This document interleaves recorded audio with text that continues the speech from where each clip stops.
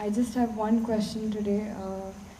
I believe you've talked about expectations, and I feel that sometimes I tend to be too inclusive in society. Oh, what is the too inclusive? I get over-attached to the people around me. No, that's not inclusiveness, that is being exclusive. See, if I get attached to you only in this whole crowd, is it being exclusive or inclusive? Exclusive. Yeah, don't give wrong labels. You're calling exclusiveness as inclusiveness, that's trouble. I just want to know how do I make sure that I get rid of the expectations I have from people and not let whatever their opinions are about me get to my head. There are two openings which allow things into your head, these two.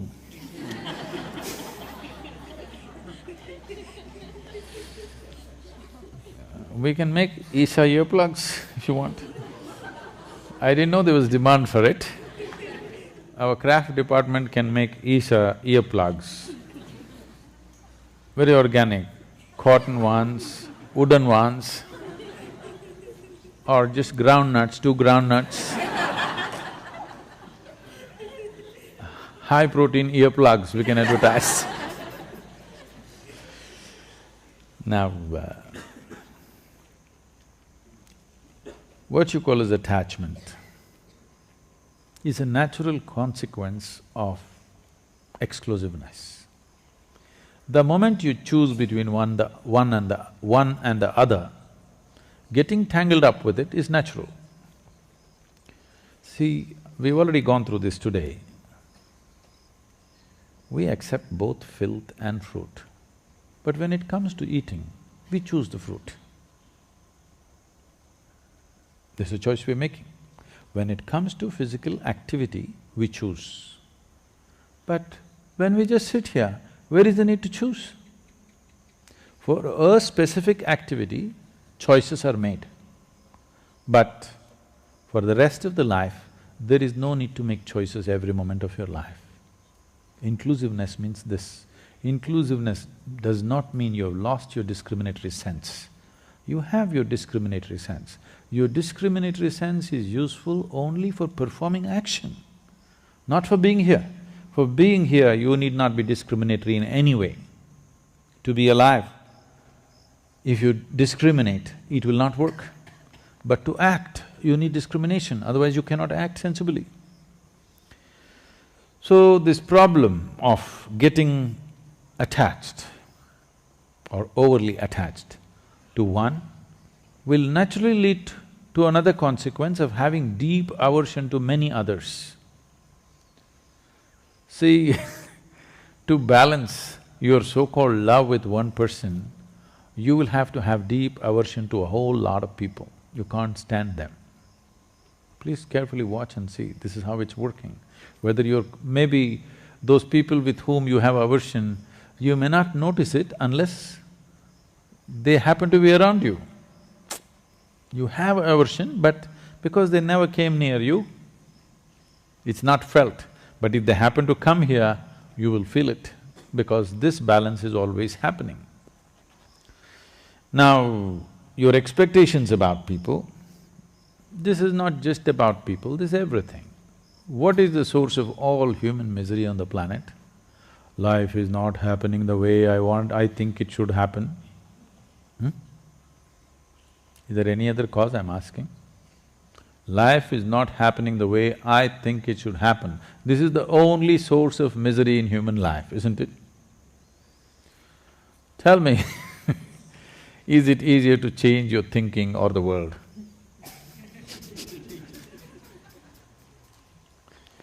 Changing your thinking is very easy, isn't it?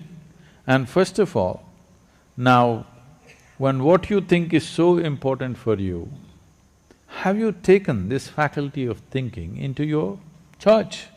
No, you're in a state of mental diarrhea. If everything that happens in your thoughts come true in your life, you're finished.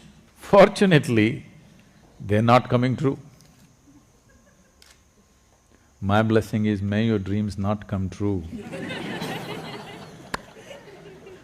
Because the way you're dreaming, if all of it happens, you're finished.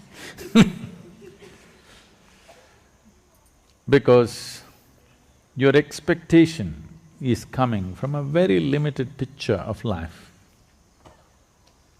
If you want your life to yield in a maximum way, even in material life, I'm saying, in a maximum way, I'm not talking about some spiritual dimension, just in your material life, if you want to yield maximum in this world, no expectations. You know Shunya meditation? No expectations.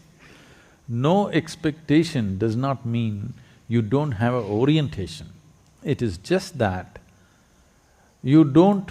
every moment you don't go about calculating, oh, I didn't get what I want, I didn't get what I want did not happen. No, it's just that we want to move in this direction. How far you will go will depend on how much gas you have, isn't it? And if you have expectation, you are wasting all your gas in simply revving up the engine all the time and you won't go far. This whole expectation overtaking you has happened to you because right from your childhood, people are asking, at the age of 3, people are, tell me what will you become? Will you become doctor? Will you become IT engineer? Some rubbish. At the age of 3, the expectations that parents have of their children is largely so unrealistic and stupid most of the time. It is neither good for them nor for the children, and many… right from your early age you cultivate the same trend. Let's do this much with life. See, all this problem is because happiness is a tomorrow thing. You understand? Why your expectations have such powerful grip on you is, happiness is a tomorrow thing, never a today thing. Because only if this and this happens, I will be happy. Now, as you get more miserable, as this and this gets little more away from you every day, instead of coming closer if it's going away, as you get more miserable, the power of the expectation becomes stronger and stronger. Right now, let's say you're really blissed out, but you want this to happen. We chased it, tomorrow instead of being closer, it's further away. It won't create any great amount of suffering, it will not. It will not create any suffering because you're joyful. So without fixing this, you're trying to do things in the world. Long time ago, it seems Krishna said, yogastaha kuru karmani. That means first establish in yoga, then act. But now you started your action in a mess, so you come to yoga. So we're trying to adjust this. You're still a young person, you do this much, forget about what you want in the world, from yourself, from the people, from the world. What you want, drop it. First establish this, that what happens within you is determined by you, nobody else but you. Just do this one thing, naturally you will choose to become pleasant. When you're very pleasant, still 10,000 things have not happened in my life. So what? With a joyful zest, I'll go after it. And the chances of fulfilling those expectations are far better. If they don't happen, who the hell cares anyway, because my experience of being here is wonderful whichever way. Without fixing the fundamental, we're trying to run away. We have not fixed this, but we are trying to take this somewhere. This is trouble. If you want to drive your car, you must see first it's properly fixed. 2 wheels are loose, it's on the jack. Now you try to drive, you know it's going to be a disaster. You're still a young person, there's no need for anything to happen in your life right now. This is a time to establish yourself. This is not a time to drive. If you drive before you fix the wheels, it's going to be painful and disastrous. Don't do that to yourself.